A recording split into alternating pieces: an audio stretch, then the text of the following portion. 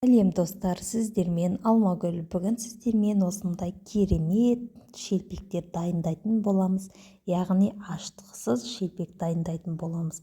Міндетті түрде видеомды соңына дейін көріп, тамашалап және алдымен менің арнама подписация жасап, қоңырауша белгісін басып қойды ұмытпаңыздар достар. Міндетті түрде видеомды соңына дейін қарап, өз ойларыңызды жазып және де лайк басып, комментария жазып қойды ұмытпаңыздар.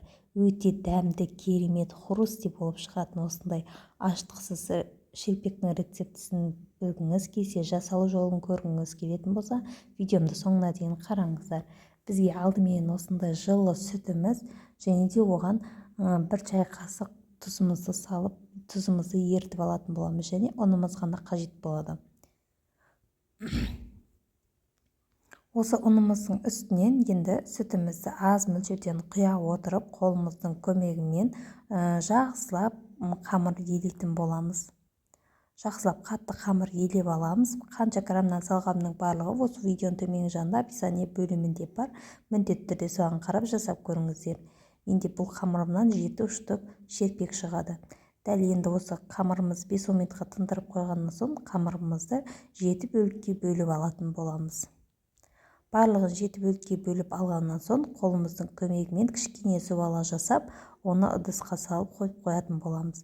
Жаймен шетінен ала отырып, бүрелеп шелпектің көлемінде үлкен не болмаса кіші етіп өздеріңіздің қалауларыңыз бойынша жайып аласыздар. Міне достар, оқтаудың көмегімен және кішкене ұн себе отырып, мен шелпектерімнің барлығын жайып алдым. Осылайша 7 шелпек шықты. Енді осы шелпегімізді алып, алдын ала қыздыртып қойған майымызға сала отырып, екі бетін қызартып пісіріп алатын боламыз. Міне майға салғанның өзінен біздің шелпектеріміз шарик-шарик болып ісіп, өте керемет болып көтеріліп жатыр.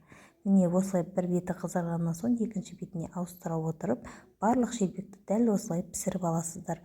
Егер де менің видеом ұнаған болса, маған лайк басып және комментария жазып қойды ұмытпаңыздар, және инста парақшама тіркеліп, оңай үйде жасалатын қарапайым рецепттерді көріп жасап көріңіздер.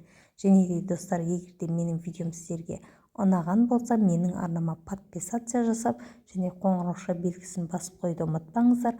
Алдағы уақытта жаңа салған рецепттерім сіздерге міндетті түрде колокольчик арқылы сообщение болып келіп тұратын болады. Менің салған видеоларымның алғашқы болып көруге себепші болатын осы колокольчикті басып қойсаңыздар көре аласыздар.